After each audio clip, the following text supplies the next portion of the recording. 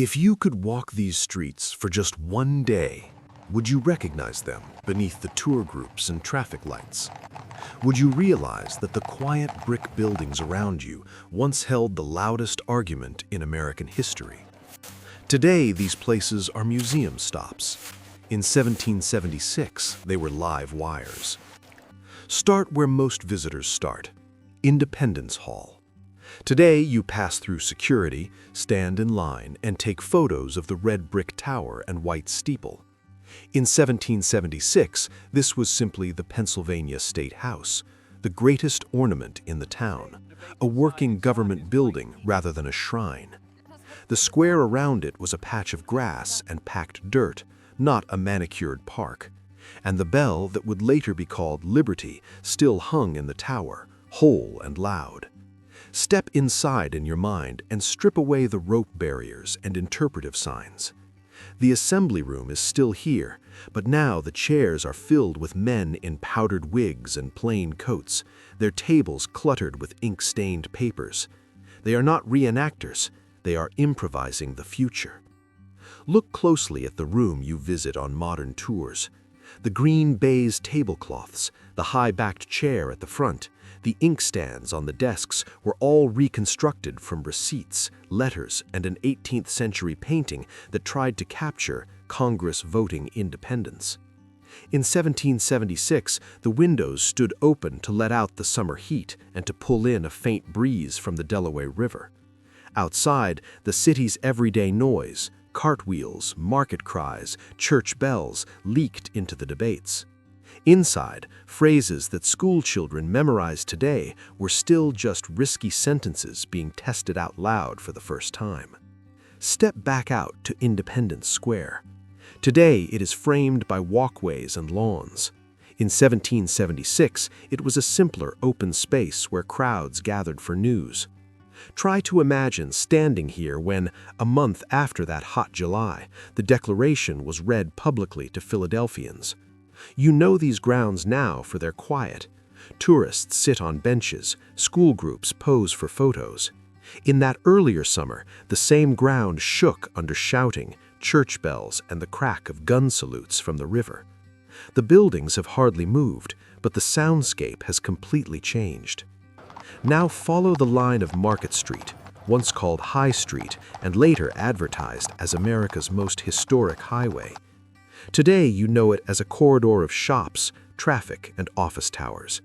In the 1770s, a long wooden market shed ran down its center near the river, packed with stalls.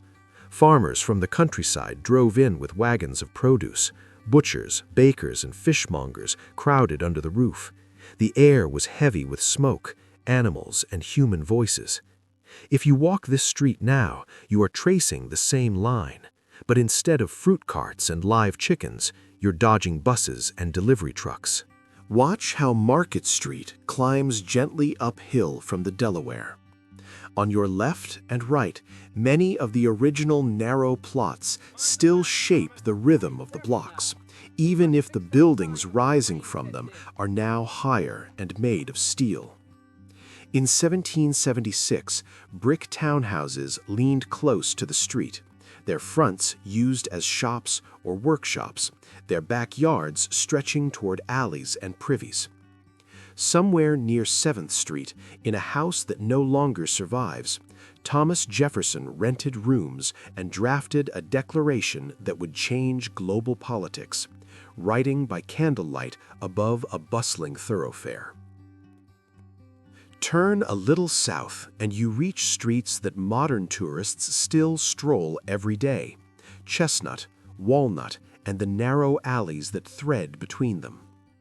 Some of the 18th century houses here still stand, Georgian brick fronts with white trim, paneled doors, and evenly spaced windows. Imagine them without asphalt and parked cars. Instead, picture dirt and cobblestone, with ladies in quilted petticoats stepping carefully around mud, and boys in waistcoats cutting through on errands. The doorways that now open onto boutique offices and restaurants once opened onto homes where people argued in low voices about rumors from Lexington, Concord, and Bunker Hill. Do not forget the river. Tourists today lean on modern railings along the Delaware Waterfront and watch container ships and bridges. In 1776, the same shoreline was a forest of wooden masts and square sails. Wharves jutted into the water from what is now Front Street. Warehouses and counting houses lined the approach. The smell was tar, molasses, and fish, not car exhaust. Yet if you squint past the highways, you can still match modern pier lines to the old maps. Free Library and Library Company collections preserve detailed plans of the waterfront from that year. Walk west from Independence Hall today, and you soon reach modern skyscrapers around City Hall. In 1776, beyond roughly what is now 6th or 7th Street, the grid began to soften into gardens, orchards, and small farms. The Peter and William Penn had planned was still only half filled. Many of the neighborhoods that feel old to a modern visitor did not yet exist. The contrast is a reminder. When you stand in today's Philadelphia, you are inside layers of cities built atop a much smaller one. The hook that keeps pulling you forward is this. Nearly every tourist-packed landmark in the historic district, Independence Hall, the square around it, Market Street's line, even some surviving brick houses, was already there when men in wigs worried that they might be hanged for treason. When you watch AI reconstructions of Philadelphia in 1776, you are not visiting a vanished fantasy city. You are watching familiar places regain their missing noise, smells, and risks.